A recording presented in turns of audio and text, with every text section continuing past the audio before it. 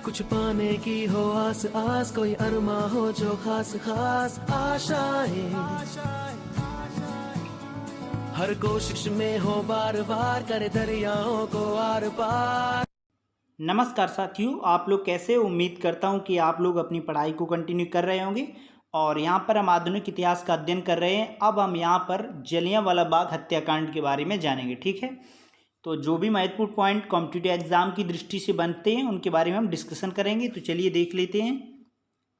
यहाँ पर हम पहले पॉइंट के बारे में बात करें तो यहाँ पर पहला पॉइंट लिखा हुआ है कि 1919 में रॉलेट एक्ट पास हुआ, ठीक है। तो ये पॉइंट आपको याद रखना है कि 1919 में रॉलेट एक्ट पास हुआ, जिसका विरोध गांधी जी सत्याग्रह द्वारा कर रहे थे। विरोध प्रदर्शनों के लिए जनसभा, प्रार्थना सभा आदि का आयोजन किया जा रहा था।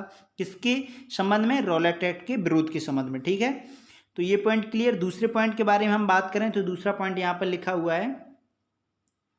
दूसरा पॉइंट है कि रॉलेट एक्ट के विरोध में एक देशव्यापी सत्याग्रह के लिए 6 अप्रैल की तारीख को चुना गया था, परंतु कुछ गड़बड़ी के कारण यह विद्रोह समय से पूर्व शुरू हो गया। साथ ही अहिंसक सत्याग्रह के स्थान पर हिंसक रूप धारण कर लिया, ठीक है। तो ये भी पॉइंट आपको याद रखना है कि रॉलेट एक्ट के विरोध में देशव्यापी सत्याग्रह 6 अप्रैल की तारीख को निर्धारित किया गया था, लेकिन कुछ गड़बड़ी के कारण यह विद्रोह समय से पूर्व ही शुरू हो गया और ये अहिंसक सत्याग्रह के ना होकर हिंसक रूप धारण कर लिया, ठीक है। तो ये पॉइंट आपको याद रखना है। दूसरा पॉइंट यहाँ पर लिखा हुआ है कि पंजाब की स्थिति और भी बिगड़ गई, जिस कारण ब्रिटिश सरकार ने सैनिक शासन यानी मार्शल लॉ लागू कर दिया। कहाँ पर? पंजाब में।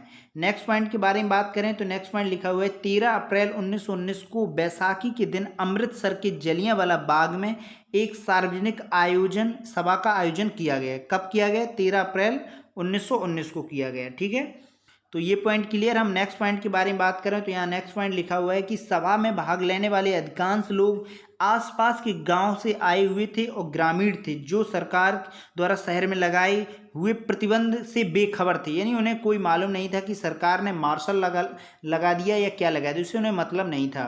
नेक्स्ट पॉइंट के बारे में बात करें तो यहाँ पर नेक्स्ट पॉइंट लिखा हुआ है कि ये लोग 10 अप्रैल 1919 को सत्याग्रहियों पर गोली चलाने तथा अपने नेताओं डॉक्टर सत्यपाल और डॉक्टर किचलू को पंजाब से बाहर भेजे जाने के विरोध कर रहे थे। यानी 10 अप्रैल 1919 को जो सत्याग्रहियों पर गोली चलाई गई थी और उनमें डॉक्टर सत्यपाल और डॉक्टर किचलू को पंजाब से बाहर भेजे जाने के संबंध में विरोध कर रहे थे, ठीक है। कौन थे? तो ये पॉइंट आपको याद रखना है, किनके संबंध में? डॉक्टर सत्यपाल और डॉक्टर किचलू। नेक्स्ट पॉइंट के बारे में बात करें तो यहाँ पर नेक्स्ट पॉइंट लिखा हुआ है कि हंसराज नामक एक भारतीय ने इस सभा में मुखबरी ब्रिटिश सरकार को दी। यानी ये जो 13 अप्रैल 1919 को पंजाब की जलियांवाला बाग में जो आयोजन चल रहा था सभा का, तो इस सभा की मुखबरी किसने दी? हंसराज नामक एक भारतीय ने किसे दी? ब्रिटिश सरकार को दी। तो फिर क्या होता है? नेक्स्ट पॉइंट के बारे में बात करें तो नेक्स्ट पॉइंट यहाँ पर लिखा हुआ है कि जनरल डायर यानी रेजिनॉल्ड एडवर्ड डायर, पूरा नाम क्या था? रेजिनॉल्ड एडवर्ड डायर ने इस सभा में आयोजन को सरकारी आदेश की अवहेलना समझा और तथा सभा स्थल को सशस्त्र सैनिकों के साथ घेर लिया। डायर ने बिना किसी पूर्व चेतावनी के सभी पर गोलियां चलाने का आदेश दे दिया। लोगों पर तब तक गोलियां चलाएंगी जब तक कि सैनिकों की गोलियां समाप्त नहीं हो गई, ठीक है। तो ये पॉइंट क्लियर। नेक्स्ट पॉइंट के बारे में बात करें तो नेक्स्ट पॉइंट यहाँ पर लिखा हुआ है, नेक्स्ट पॉइंट है कि सभा स्थल के सभी निकास मार्ग सैनिकों द्वारा घेरे होने के कारण सभा में सम्मिलित निहत्थे लोग चारों ओर से गोलियों से छलनी होते रहे। इस घटना में लगभग 1000 से अधिक लोग मारे गए, जिसमें युवा, महिलाएं और बूढ़े बच्चे शामिल थे। नेक्स्ट पॉइंट लिखा हुआ है कि जलियांवाला बाग हत्याकांड से पूरे देश स्तब्ध रह गया और वैसी क्रूरता ने देश को मौन कर दिया। नेक्स्ट पॉइंट है कि रविन्द्रनाथ टैगोर ने विरोध के स्वरूप में नाइटहुड की उपाधि त्याग दी थी, ठीक है। और शंकर नायर ने वायसराय को कार्यकारिणी से त्यागपत्र दे दिया, ठीक है। तो आपसे पूछा जा सकता है कि रविन्द्रनाथ टैगोर ने नाइटहुड की उपाधि किसके विरोध में त्याग दी थी? तो आपका राइट आंसर क्या होगा? जलियांवाला बाग हत्याकांड के संबंध में, ठीक है।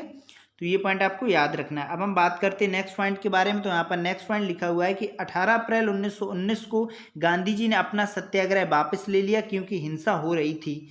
और फिर नेक्स्ट पॉइंट लिखा हुआ है कि अंग्रेजी सरकार ने जनरल डायल को प्रशस्ति पत्र से सम्मानित किया, यानी उन पर गोली 69 भारतीयों पर गोली चलाने के बाद भी अंग्रेजी सरकार ने जनरल डायल को सम्मानित किया। ठीक है, तो ये पॉइंट आपको याद रखना है कि सरकार कितनी क्रूरता का सरकार द्वारा वायसराय द्वारा किया गया क्रूर कार्य के कारण भी उसे सम्मानित किया गया। नेक्स्ट पॉइंट यहाँ पर है, इस हत्याकांड की विश्व भर में निंदा होने लगी, जिस कारण ब्रिटिश सरकार ने दबाव में आकर इस हत्याकांड की जांच हेतु हंटर कमीशन की नियुक्ति की। तो आपसे पूछा जा सकता है कि हंटर कमीशन की नियुक्ति किसके संबंध में की थी? तो जलियांवाला बाग हत्याकांड के संबंध में। ठीक है, तो ये पॉइंट आपको याद रखना है।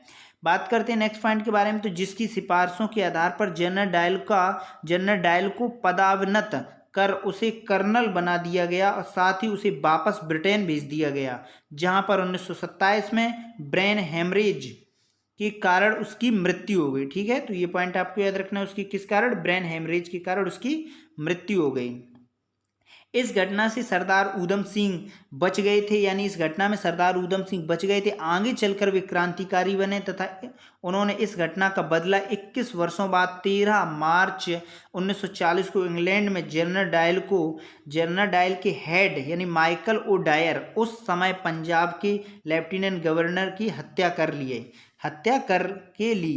यानी उन्होंने जनरल डायल के हेड कौन थे? माइकल ओ डायर को उस समय पंजाब के लेफ्टिनेंट गवर्नर की हत्या कर दी थी। किसके? जनरल डायल के विरोध में, यानी उसके बदले उन्होंने उनकी हत्या कर दी।